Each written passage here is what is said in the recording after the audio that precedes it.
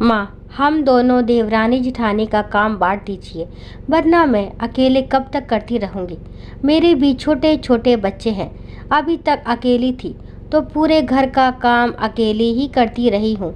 मीना कितने सालों से इंतज़ार कर रही थी कि देवरानी आएगी तो थोड़ा सा काम तो बटेगा। आपने कहा भी था ब्याह कराई है, अभी 2-3 महीने चूल्हे चौके में नहीं घुसेड़ना है, फिर तो जिंदगी भर करना ही है। जबकि मुझे तो पहले दिन से ही चूल्हा चौका पकड़ा दिया था आपने। देवरानी जी अपने आप से आगे बढ़कर कोई काम नहीं करती। अगर कोई काम कह दो तो उन्हें ये लगता है कि सास ने नहीं कहा तो जेठानी क्यों कह रही है।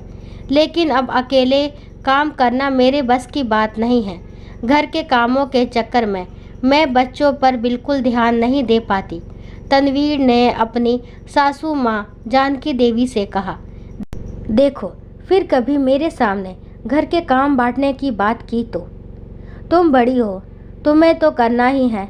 अभी बे नहीं है, उसे क्या पता यहाँ के कामों के बारे में। अभी तक अकेले करने में तुम्हें कोई परेशानी नहीं थी, लेकिन प्रिया के आते ही तुम्हें भी तकलीफ़ होने लगी। माँ, आप मेरी बात समझ नहीं रही हैं। आपने शुरुआत से उसे आराम दिया है और अब वह जानबूझकर आगे नहीं बढ़ती, मेरी किसी भी काम में मदद नहीं करती। मैं भी अकेले कहाँ तक काम करूँ। तुम चुप रहो तन्वी, जो एक बार कह दिया तो कह दिया। ज़्यादा बहसबाजी मुझे पसंद नहीं। जब तक हम जिंदा हैं ना काम का बंटवारा होगा ना किसी सामान का। दोनों लोगों को साथ मिलकर ही काम करना पड़ेगा, समझ गई तुम। जानकी देवी ने अपने स्वभाव के अनुरूप बड़ी बहू तनवीर को डांटकर चुप करवा दिया। जानकी देवी भी दोनों बहुओं का स्वभाव बहुत अच्छी तरह समझ रही थी। जहां बड़ी बहू तनवीर अकेले ही सारा काम संभाल लेती थी, वही छोटी बहू प्रिया हर काम से जी चुराती रहती, कभी किसी काम में आगे नहीं बढ़ती।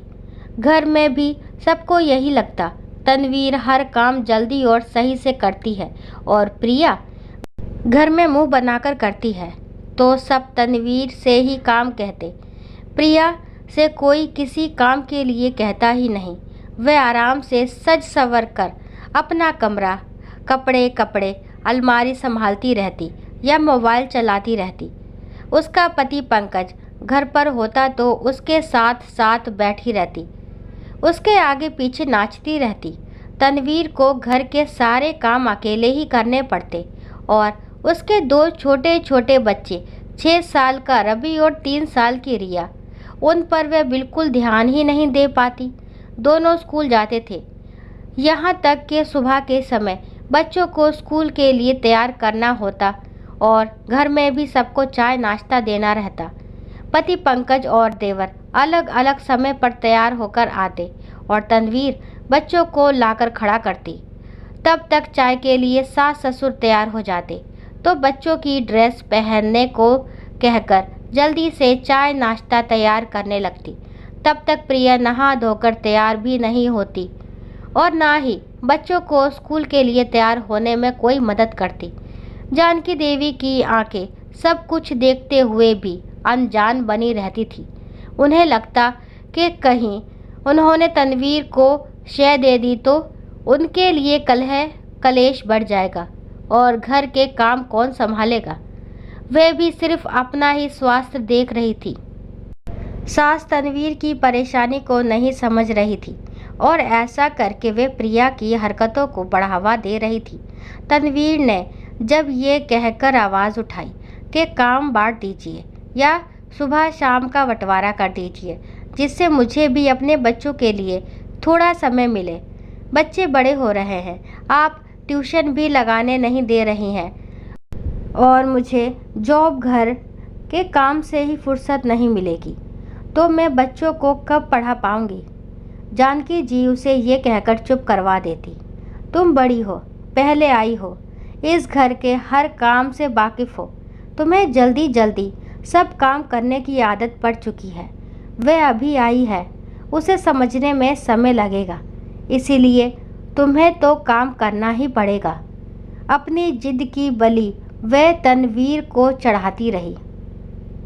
एक दिन शाम को 8 बजे तनवीर अपने दोनों बच्चों को लेकर पढ़ाने बैठ गई। ससुर जी 8:30 बजे खाना खाते थे। उसने सासू माँ से कहा, मैंने पूरा खाना बनाकर रख दिया है, बस बाबूजी को गरम रोटियां सेक कर दे दीजिए। आप प्रिया से कह दीजिएगा, वह सेक कर खिला देगी। बच्चों के कल से एग्ज़ाम है, मैं थोड़ी देर और ये पढ़ा दूँ, कहकर तनवीर वहीं बच्चों को पढ़ाने बैठ गई। प्रिया ने ससुर जी को खाना दिया। एक रोटी लेकर वह मोबाइल चलाने लगी और सब्जी को रोटी के साथ देना ही भूल गई। तनवीर अपनी माँ और बच्चों को पढ़ाते हुए भी ससुर जी के खाने में लगी थी। उसने जब प्रिया की लापरवाही देखी तो सासू माँ से कहा, तो फिर से उनका वही जवाब, तुम ही देखोगी सब, उससे नहीं होगा। ये सुनकर तनवीर की सहन शक्ति जवाब दे गई और वह बोल पड़ी, ये भला क्या बात हुई? मुझे तो हर काम के लिए आप ये कहती रहती थी कि करोगी नहीं तो सीखोगी कैसे, और हर काम करने के बावजूद हर समय नाक में दम कर रखा था। अब आपको क्या हो गया? अपनी छोटी बहू की कोई गलती आपको नहीं दिखती?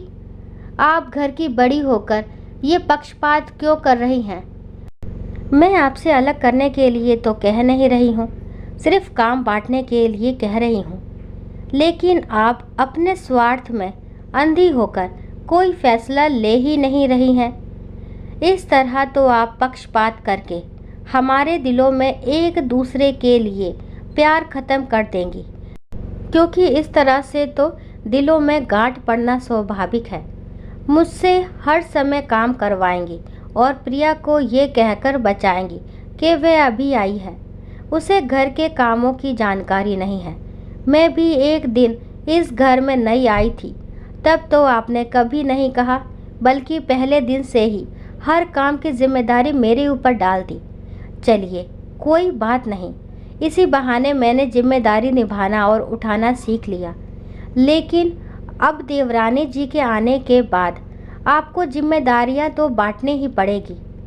अब मैं घर के कामों में अकेली नहीं थकूंगी। मेरे बच्चों और पति के लिए भी मेरी कुछ जिम्मेदारियां बनती हैं। आप काम बांटिए, वरना मैं खुद ही एक कदम उठा लूँगी। कहते कहते तनवीर रोने लगी। उस दिन जानकी देवी को पहली बार अपनी बड़ी बहू की बात सही लगी। उन्होंने उसके दर्द को महसूस किया। अकेले रहते हुए उसने सब कुछ संभाला है। अगर देवरानी के आने के बाद तनवीर काम को बांटना चाहती है तो इसमें गलत क्या है? उन्होंने उसी दिन दोनों बहुओं के बीच घर के कामों का बंटवारा कर दिया और खुशी खुशी दोनों अपने अपने काम करने लगी। दोस्तों, आशा करती हूँ ये कहानी आपको ज़रूर पसंद आई होगी। अगर कहानी पसंद आती है तो प्लीज़ मेरे चैनल को लाइक शेयर सब्सक्राइब करना ना भूलें और इस कहानी के बारे में आपके जो भी विचार है कमेंट बॉक्स में ज़रूर बताएं। और कहानी को लास्ट तक सुनने के लिए थैंक यू। राम राम, राधे राधे।